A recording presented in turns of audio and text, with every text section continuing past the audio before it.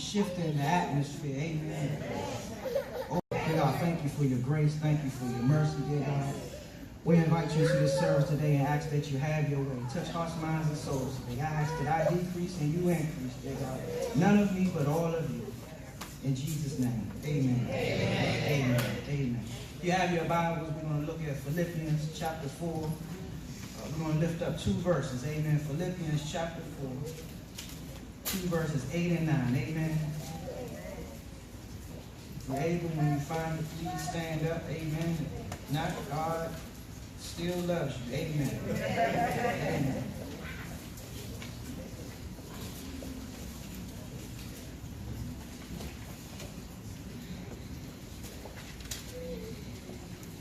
Scripture reads, finally, brothers and sisters, whatever is true, whatever is noble, whatever is right, whatever is pure, whatever is lovely, whatever is admirable, if anything is excellent or praiseworthy, think about such things. Whatever you have learned or received or heard from me or seen in me, put into practice, and the God of peace will be with you. Amen. Amen. Amen. Amen. Amen. Kind of a long title, but work with me. Amen. It's a good title. We're going to tag it today. Our loved ones, amen. Our loved ones want us to have joy. Amen. Our loved ones want us to have joy.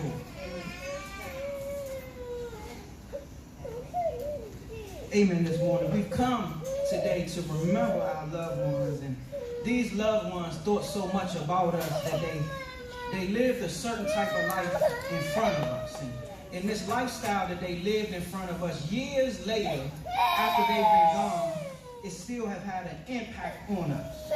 And this impact that's on us, this life that they lived in front of us, brought joy. And I want us to understand that this joy that our loved ones have brought us had nothing to do with money, but everything to do with love. Can somebody help me? Because many times the world would tell us that if I'm poor, I can't have joy. Amen. But I can see somebody, amen. If we can get away from that and realize I don't have to have much, as long as I got you. Amen. Amen. Sometimes some of the old traditions and some of the things that we were brought up on, this new stuff and new phenomenon, we get away and we want to be happy because of what's happening. Amen. And now you realize that you're not happy because ain't nothing happening. Good God Almighty. But if I can realize my joy is something different, my joy comes from me having a loved one that I've grown to appreciate, grown to value. That loved one put value in my life. See, sometimes I can realize that if I'm coming to a service that we're going to remember some people, I might not have something to say, and I just want to push pause there. Just because there was a lot of death in your life don't mean you lost a loved one. Because see, you can go to a whole lot of funerals, a whole lot of death in your family, but it don't affect you because, why? They wasn't a loved one. But today I want to talk about the loved ones, because the loved ones God touched, and they had enough sense to say, it's a lifestyle that I want to live in front of you, that I'm going to leave an impact in you. So God touched them to say that I want to show you some love. I'm talking about the loved ones that showed you some love. And see, the loved ones that showed you some love, you can't just let go by. You can't sit quiet because they affected your life. And see, they realized that they affected your life so much that they knew that when I'm gone, I want to still bring you joy. That's how much they love you. They lived a life that it wasn't all about them. They lived a lifestyle that they understood that I got to sacrifice some stuff. I can't let you raise my children. I got to raise these children. I have to raise some grandchildren because I love them so much. I'm talking about them type of loved ones. And now since we understand the loved ones that we talking to, I'm not talking bad about the other ones that died, but today we talking about the loved ones. Amen. And see, these loved ones, they say, I want you to have joy. In verse 8 it says, finally, brothers and sisters, whatever is true, whatever is noble, whatever is right, whatever is pure, whatever is lovely, whatever is admirable, if anything is excellent and praiseworthy, think about these things. Our loved ones want us to have joy, so they say, what? Think right. Good God Almighty, I need you to think right. And so that with this think right, they need us to know that now that I'm gone, I know you realize a part of your life is gone. I know that something ain't, but I need you to think right. And this think right is that now they're gone, they said, I need you to fill your mind. Fill your mind. I need you to think carefully. I need you to dwell on something. It says, I need you to consider only. I need you to think right. And this think right, Diamond, it says, whatever. And I know sometimes that the young folk, that when they get into an argument, it's whatever. So now it's whatever, and it's whatever way you want to go, we going to go. But we ain't talking about that whatever today. God is saying it's whatever that's true. And this whatever is saying is many things that you can think about your loved one that's true. Think about it. God Almighty, I'm trying to preach this thing to you, Brenda. So Brenda, he says there's some true statements and some false statements about our loved ones. Amen. And see, many times people going to have some false statements about your loved ones. Why? Because they don't know. Amen. And so God here is saying, and your loved one is here and saying that you know me because I loved you. Amen. And just because, First of all, let's clear the stage again. All right. Ain't none of us in here perfect. Good God. Ain't but one that lived a perfect life. So he's saying, think about the true statements and not the false. And this truth, they want you to consider my consistency. Amen. Hear me, little Robin. Look at Daddy consistency. Not every now and then when somebody make Daddy have to be something else. I'm saying, look at my consistency when Daddy gone. Say my daddy was consistent showing up. My daddy was consistent getting in that Bible. But every now and then, Daddy had to set something straight. Bothering my baby. So God is, your loved one is saying, think of the true stuff. I need you to think of the true stuff. Don't think about the false stuff. Think of only the truth. Not only does he want you to only think of the true stuff, Diamond, they say, whatever is noble.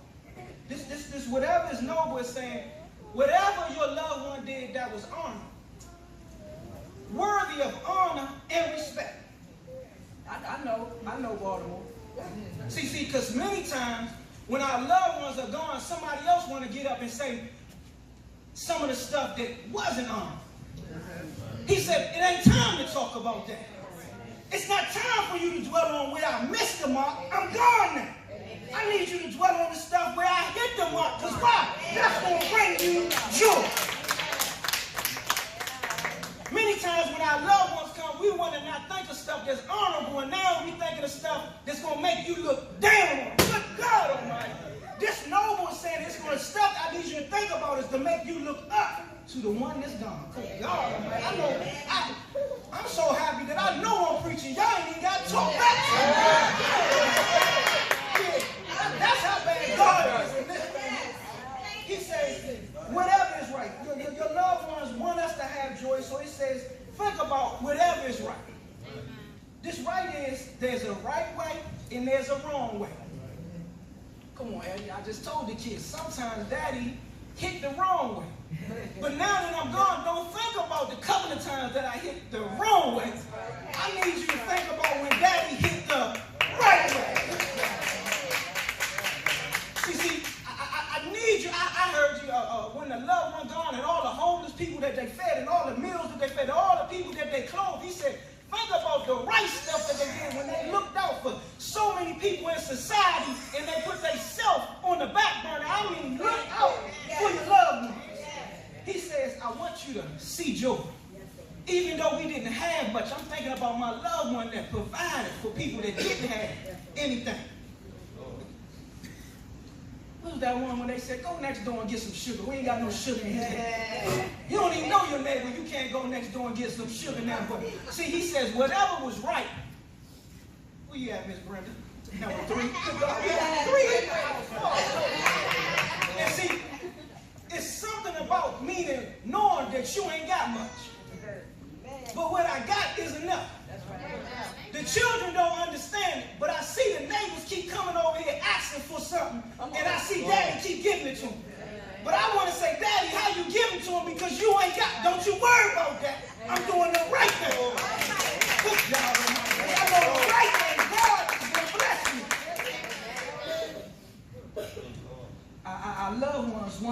have joy, so they say, whatever is pure. And see, this one, right? I thank God, right? That they don't have to see none of that old stuff. But see, good God Almighty, they ain't got to see none of the old stuff. But see, my grandmother and my mother, and as Damien said, my granddad was dumb, but my grandma and my mother understood how I was raised. So all they saw me is Rob, the baby who loved his mother. So all the other stuff that I had to be when I left the card game, good God Almighty. I'm trying to talk to you. When I left the card game. Even when I might have had 8 or 7 cards and I only supposed to have 5, I'm probably not doing no cheating. Good God Almighty. Because they only seen the pure rock. So if they heard anything in the street, Uncle Stump, Grandma and my mother didn't let that stuff take her pure baby. So I'm talking about your loved ones want you to have joy, so only have pure thoughts. Don't let none of the bad stuff come in me. So Malik, I don't care what the judge called me. The judge is telling me something different, but the only thing that's playing in my head is my grandmother never called me that. My mother never called me that. So as soon as I can get out this courtroom, where I'm going, Grandma? Tell me something good about myself, Grandma. Boy, come on up here and get some of this turkey breast and this white vanilla cake. How much you want? Oh, Grandma, I had a rough day. I just want to come and sit with you, Grandma. I just want you to tell me how good I am. But as soon as I hit the door, Lord have mercy. I'm trying to tell you, it said whatever is pure. That's what our loved ones want us to think about. Why? Because it's going to bring us joy. Then it says, whatever is lovely, they want us to think about. And see, this lovely is whatever's pleasing about them. So this lovely is, the loved one want us to think about whatever's pleasing about them. So Joella, when I think about the lovely stuff about my loved one, it causes me to love and not hate. Yes. See, instead of me being bitter that my loved one is gone, when I think about the lovely and pleasing things that it did, it causes me to love. And so now I want to show some love. Why? Because that when you show up, they say, boy, you acting just like your mother. Oh, I got to fix that one up, Joel. I got to fix that one up. Oh, Mr. Anderson. Oh, my gracious, Mr. Anderson. I dropped Tammy and them off at the hairdresser yesterday. He didn't know where I would go to BJ's. Good God Almighty. And y'all know if you go to BJ's in the middle of the day, what time is it? 7 times. Good God. So me and my man walking around BJ's and walking around BJ's and walking around. So the man had some yellow cake. So we pull up on the man and say, can we get some cake? He said, yes. He say thank you and I say thank you. The man said, man, you raising this young man very well. He said, you doing a good thing. He said, keep up the good work. So I said it to say, instead of him acting like his mother, good God Almighty, he's acting like his father. And it's a good thing. See, I got to fix it. See, we used to somebody saying you acting like your father because you bad. See, I'm excited because my son is acting like his daddy and we doing something good. Now, 10, 15 years ago, that would have been a different story. As we learn in Bible study, the new and improved, it's all right for him to act like his daddy. This new love, this think of the things that are lovely, this stuff causes you to love. So you trying to figure out why am I walking around mad and bitter because my loved one is gone. They said, think about the stuff that I did love. It's going to change your heart. And now it's going to help you to love people that you thought you couldn't love anymore. Why? Because it brought me joy. So that now when I'm loving people, I ain't thinking about you getting over. I'm thinking about I'm pleasing my love. Now not only that, it says whatever is admirable. This admirable thing. You have positive things and then you have negative things. Come on. And he says, I need you to think of the things that I did that are worthy of praise. Now, we know we got a whole lot of loved ones that done some stuff that wasn't worthy of praise. They saying, don't worry about that. I need you to think on the things that I've done that were worthy of praise. So if I fill my mind up with that, it's going to bring me joy. Because if I think about the other stuff that makes me bitter and sad, I'm defeating the purpose because my loved one said, in other words, Misha, this loved one cared so much about us, they sent us a love letter before they left. Amen.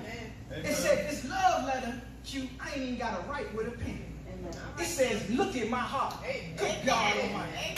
See, I don't know nothing about the new stuff, but I think it's some type of phone that you ain't got to put buttons on the exchanger number. You just put it back or something. Yeah. It says, put your heart against my heart, and I transfer it over to you so that you can see. And it says, if anything is excellent or praiseworthy, think about such things. In other words, it says, if there's anything good about me, the loved one, if it's anything worth praise, I'm telling you, think about that. And if we do that, our loved one says, that's going to bring you joy. Not only do we know that we need to think right, it's saying in verse 9 that we need to live right. In this live right, it says, whatever you have learned or received or heard from me or seen in me. So our loved one wants us to have joy. So he says, you need to live right. But I'm glad you asked, Aunt Joyce, because you're saying, how can I live right now that you're gone? They said, think about what I taught you. And so they said that I taught you, you've learned some stuff, but you've also received some stuff. And the stuff that they taught you, that you learned, that means you gained some knowledge and some skills, Sean. Even though, Damien, you said, Uncle Granddaddy gave me a little time. Granddaddy taught me how to fish, but I kept losing that sinker. But instead of him getting mad at me, he would put a nut on it and say, fish with the nut. But see, as I think of my life now, I can't put nothing together with the wood. But now it's carpentry that Granddaddy's specialty was, so who got the carpentry special? So I think baby boy beat me. Because he can put chests together, he can put tables together. So what I'm saying is Granddaddy has shown us some stuff from how he taught and learned. We talking about the good stuff that Granddaddy taught us. He said, I've given you some skills. Good God Almighty, Sean.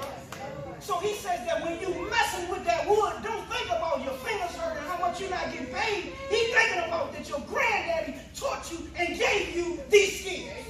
And what? It brings me joy. Not only do it bring me joy, he says you have received something. So watch this. It's sometimes in a family.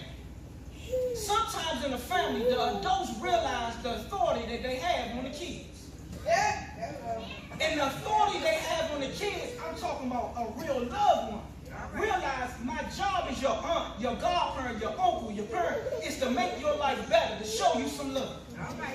So I can't just keep letting you run around amok. So I love you this much that I got to give you this instruction. So this received is saying that I took these instructions from my loved one, meaning they have authority over me.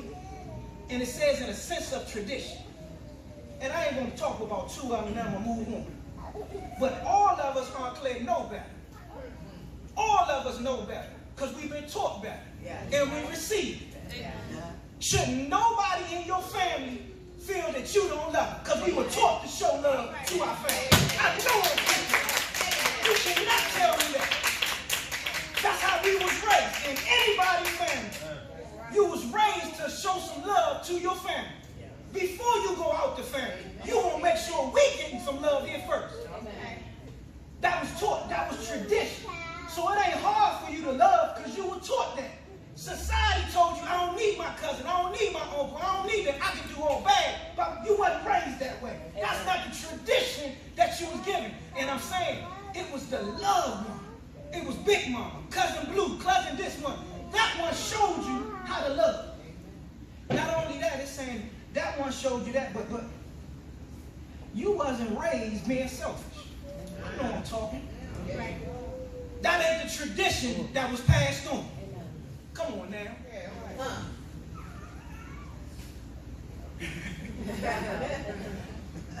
Derek know how we went up. We was the younger ones. So Daryl and Roe and all them was in front of us. So if we wanted to wear Hugo Boss, Asics, Tigers, this and that and other, they had them. So all we had to do was let me wear it. Good God almighty. Ain't no going to buy now. Why I need to buy that? My cousin got that. Hey, I'm coming to get that CI sweatshirt. You got that wardrobe, I'm going to go get it. Why we all need to buy the same pair of shoes? You wear 7, I wear 8, I'm going to put a sock in it. We wasn't raised that way. We was raised to look out for one another. You know that. Ain't no way your cousin, your first cousin, life should be out and you live in the same town. And you on Facebook flossing. And your cousin lights out. I'm talking about the stuff that we didn't receive. But you say, preacher, I know you talking about we learned it and received it and was taught it, but man, I don't see no papers. I ain't get that. I didn't write that down. He said, I'm glad you asked. You was taught on what you heard me say and what you saw me do. This loved one said, I don't need to write you nothing. He says, look at my life. And it says that when you looked at their life, it says you heard how they talk. Oh, walk with me. See, we got this new thing is we don't communicate. Come on. Sean, Dane, imagine if Granddaddy didn't talk to us. That means he didn't love us. Granddaddy took us out to that shed and said, y'all want to learn how to put this shed together, learn how to put this go-kart together. This is what you do. A loved one speaks to you. Now that they're gone, he said, hear my voice. To this day, some of the loved ones, I still hear my father telling me right from wrong. Boys don't act like that. When he telling me a man say what he mean and he mean what he say. Come on, Pastor. He said you made your bed lying. All this stuff that my father put in my head, he said, so all that stuff, make sure to say my yes is yes and my no is no. Ain't no way that I shouldn't be the man because this man taught me how to be the man. See, I'm talking about the good stuff. I ain't talking about Roe that was up Long Racetrack. I'm talking about Roe that was in the house with me. Good God Almighty. He says, watch this. He says, you heard me. I talked to you. You got to teach it. We don't got to go read nobody else's self-help book or Eon or whoever. He had all that in our family first. Your loved one gave you that. You just let society take that away from you. Let the TV start teaching you. The TV don't need to teach you how to love. You already know how to love. All I got to do is push pause and think about my loved ones. Now that I think about my loved ones, it says, now you've been taught from what you heard, but you've been taught from what you saw. This so is, I put my eyes on my loved one. But not only did I put my eyes on them when they was physically here, walk with me. But walk with me, Brother John, number 1. Walk with me. And see, he says, even though you see your loved one physically, when they're here, I'm showing you what to do. But Brother Tucker, this impact that I'm putting on your life because I realize the lifestyle that I'm living in front of you, that when I'm gone, if you shut your eyes, you can still perceive me walking in your life. So I don't need to see you physically. Good God Almighty. All I need to do is see you by faith. Because I walk by faith and not by sight. I told you, I know I'm preaching, Baltimore. What we talking about? I know I'm preaching. Baltimore said, give me a hot one so I come back next week and Baltimore, I got a hot one. It says, have power to perceive.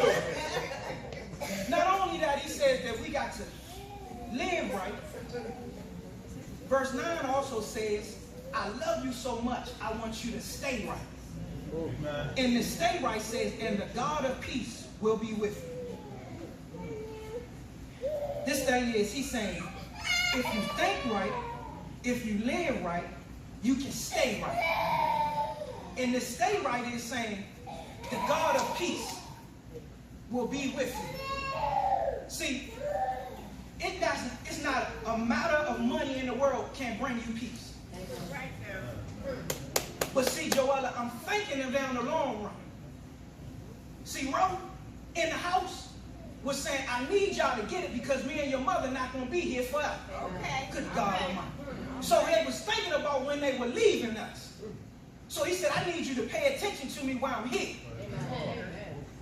And so now I realize as much basketball, as much reading, as much swimming, and all of the stuff that I want to give my kids, this character and integrity can only be a God-sent thing. Amen. So that when I'm gone, good God Almighty. When I'm gone, if I can have that hanging partner, the God of peace, I know they're going to be all right. Y'all not here. I need them to think right. I need them to live right. But how can I make sure they're going to stay right? I got to make sure they have the God of peace with them. And see, if they have the God of peace with them, I'm just telling you, the God that we serve, he's a God of peace. But Kirk, man, what that mean? Because see, I know Kirk got a pocket full of money. Good God. But I've been hanging with Kirk for about 2 years, Russ. So when I call Kirk right now, I say, man, cash app me something. He start coughing and all this other stuff. Boy, hold up. I say, man, cash app me something. Because I know you got it. But it don't mean nothing to me if I know Kirk got it if he ain't trying to give it to me. Good God. But I'm trying to tell you, we serve the God of peace who's trying to give you some peace. Yes, but you say, what type of peace is he trying to give you? This peace is he trying to give you? He said, I'm trying to give you rest for your heart. You can find that in Matthew 11, verse 29. He said, not only am I trying to give you rest for your heart, he says, I'm trying to give you free, get you free from anxiety. He said, this is what I can do for you if you let me walk with you. Then he says, the God of peace, down, he says, if you let me walk with you for a while, I'll show you how to erase all your worries. So I love them so much, Joella. I'm setting them up for success when I leave. And all I believe is Daddy ain't got but a couple dollars. But if I can leave them the God of peace, that they can get a relationship with. Because this same God of peace told some fishermen who ain't had no money to go down to the water and said, hey, if you need to pay your taxes, they will be a fish. So God wants us to think right. He wants us to live right. He wants us to stay right. So he's saying, let me come walk with you. And then he says, if I come walk with you, he's just saying, our loved ones are saying, I just want you to have joy. They wanted us to have joy, so they imitated God to the best of their ability. Amen. Walk with me, team. They imitated God to the best of their ability. Amen. So that if we live right, if we think right, and if we stay right, the God of peace will come in our life down, and he will bring us joy. Amen. And see, what I realize is, see, this joy is I recognize someone or something in my life that is of value and that I appreciate. I'm talking to us who are near here now. We talking about our loved ones that are past, but one day you won't be leaving, but will somebody consider you a loved one? So the ones that we want to be considered a loved one too, we have to live lifestyles in front of them that they can appreciate and value. How do we do that? We got to let God show us the steps that he has ordered for our life. We can't do it on our own. This is a God project. Because if I show him the way that I want to go, it's going to mess it up. But if we get in the passenger seat and let God direct this thing, oh, what a day. Amen. What a joy.